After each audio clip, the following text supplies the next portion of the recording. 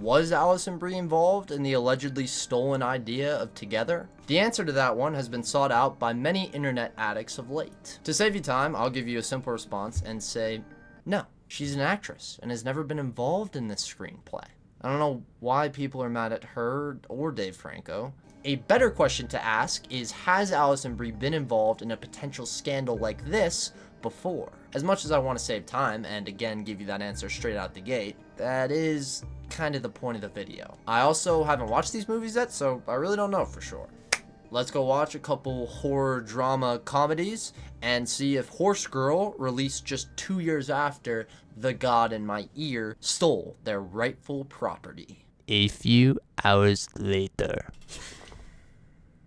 I know I said I wanted to keep this under wraps, but I really just can't hold it in. Yes! Yes, they did 100% steal it. A brunette woman with bangs who works retail gets broken by a relationship which illustrates the collapse of her mental health, fueling hallucinations IRL and hallucinations while dreaming, including one with a pure white room, causing the feeling of craziness to build, in turn warranting a doctor and a psychologist visit, which ends up leaving the brunette figuring out what she needs to do in order to ascend to the next stage of existence.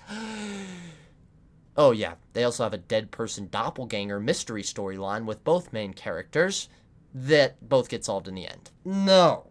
Dude, how is that just one description for 2 movies? This is too on the nose. That's my initial thought here with just watching the 2 movies. I've not actually done my Googling yet to see if this could have been stolen. The idea of Horse Girl stealing the God in My Ears concepts has a few things working against it. First, the less than 2-year turnaround between films. And second, this idea of plagiarism seems to originate in a Reddit thread rather than in a court of law like the Together suit.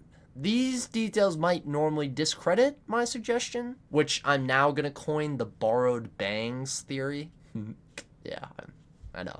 If the theory doesn't go deeper than a few offhand internet conversations, can it possibly be proven? Since my back-to-back interpretations say yes, absolutely yes, let me try and use that angle before going the research route. First, the emotional collapse of Alicia and Sarah. And since I know you're going to get confused between these 2, I'll call the one that's played by Alison Brie, and the other one that's played by Linnea Gregg, Alison Brie number 1, to make it clear. In movie number 1, Alison Brie number 1 is dumped by her boyfriend right at the beginning. This is because he's getting too lost in conspiracy land. This really kicks off the downfall of this girl, starting a downward spiral involving hallucinations that feel to me like they just dreamt up a bunch of vision images in wacky situations, hence the talking dogs and gnomes, creating a slew of randomness that feels like they're trying to check off boxes rather than connect dots. Now, please don't get the sense that I don't like this movie. Keep in mind that this project was shot on just $8,000 over the course of a couple weeks. For the very indie film that it is, it did a great job showing off its style. I only talk about the box checking during an emotional collapse because Horse Girl did the exact same thing. Although Alison Brie doesn't get broken up with right at the beginning like our first movie, she does have a relationship problem that emphasizes her spiral. This woman is not someone who had dated in a while, and meeting a guy on her birthday really makes her happy for a moment. But as she becomes more mentally ill, Alison Brie starts getting really honest and open with this boyfriend. She eventually is a little too much so, and for some reason, once Alison Brie thinks she's a clone and then wants to go dig up her dead grandma to check the DNA, boyfriend decides he's gonna dip. Now, this is similar to The God in My Ear with the cause of the breakup being too far out their ideas, just flip the gender roles. But what I want to focus on is how this moment really turns Horse Girl into the same mental downfall story from our first film. Let's hyperfixate on all these seemingly possessed tendencies and their similarities for a minute. Okay, so we have this Venn diagram for the borrowed bangs theory, which is showing off the ethereal happenings. So let's see what we have here. The repeating white room vision, same. A focus on incense, same. A bleeding facial component, same. Sleepwalking being controlled by a third party, same. Voices coming from things that shouldn't have voices, same. Hypnotizing frequencies being emitted over the phone, same. Look at that. All the same. Okay, so there's obviously other things that go in this Venn diagram not in the similar category. These details just really don't fit my inquiry, so I'd rather just do this brutalized version, but it's a shame that I brutalized both the board and a couple of my markers. The point of this is to show that this is the same journey, with the same details and even the same characters appearing along the way, like a shitty doctor. This doctor is shitty because I think she's just high as fuck, and this other one is shitty because he's so not aware of Alison Brie's mental problems. Oh, wait, maybe he's also just high as fuck. Not to mention the shitty friend characters that pop up in both these antisocial girls' life, trying to make it feel like a party every day.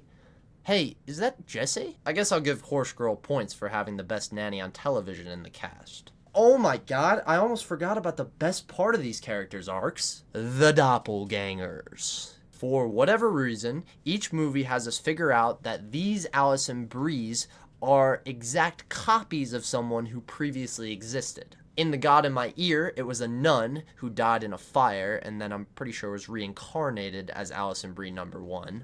This reveal was set up for us with the White Room visions.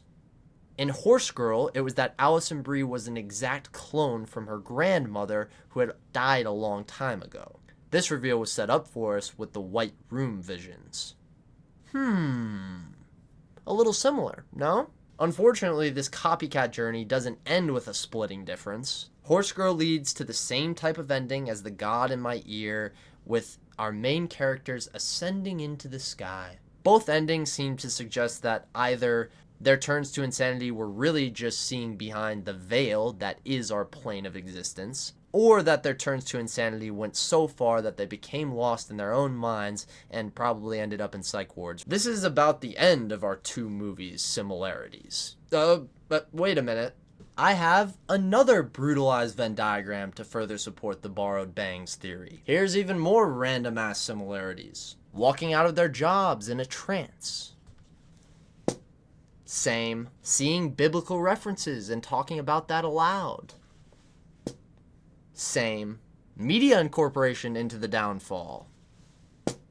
Same. Did I mention the retail thing?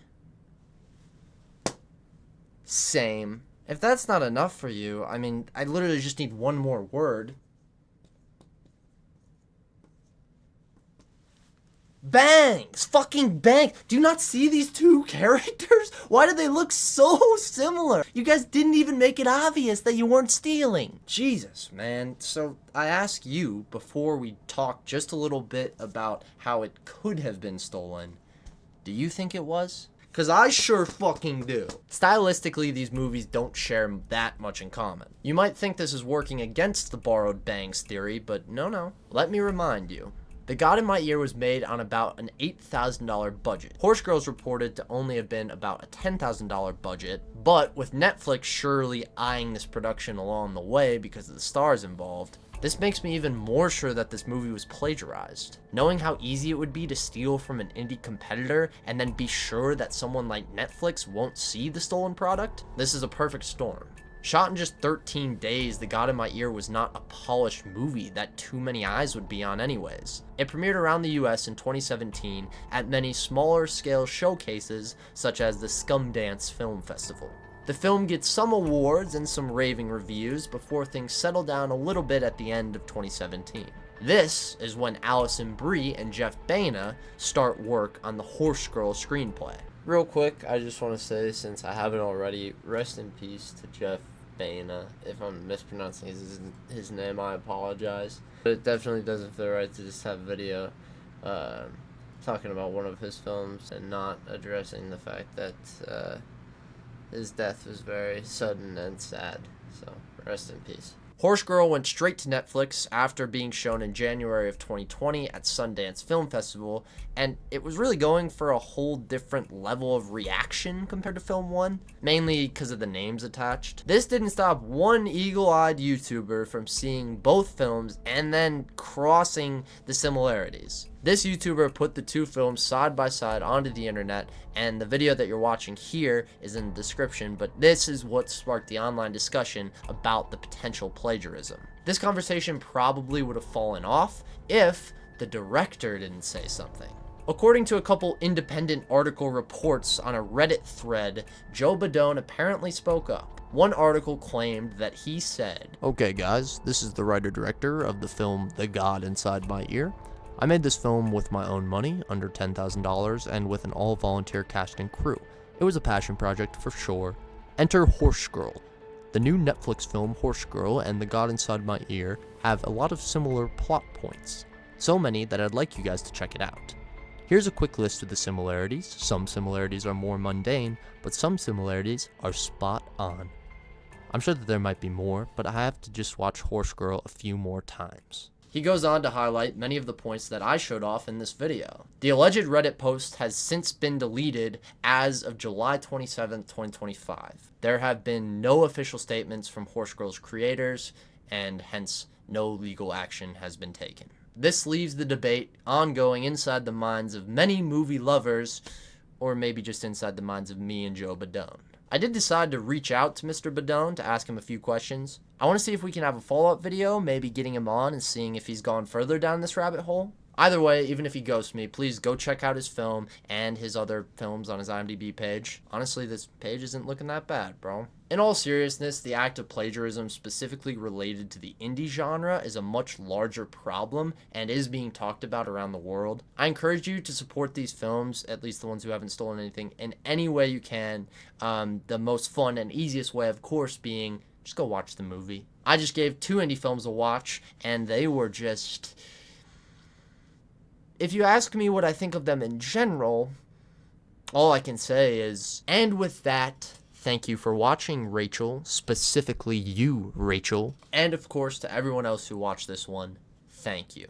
I had a very good time researching these movies, probably even more than watching them. It was just fun getting to go down the rabbit hole and kind of do some detective work, some online sleuthing, and uncover some stuff. If you do want to see a part 2 of this video, if the director of The God Inside My Ear responds, please let me know in the comments and we'll get that going. And then if you just want to see kind of a follow-up video talking about the together drama rather than this kind of offhand drama, let me know. I know everybody and their mother is making a video on that right now, but if you want to see me do it, just I'll get it out there. Speaking of getting it out there, this is an excellent segue. Please go ahead and check out the Fresh Out the Film podcast. That's mine and my sister's podcast. We go to the movies, watch a film, we get right out, get in the car, turn the mics on immediately. It is an absolute blast. The energy from the theater is brought over onto the microphones, and it is just... It's so much fun to do and make, so I wonder if it is as much fun to listen to it. Tell me. But, yeah. That's it. So, deuces.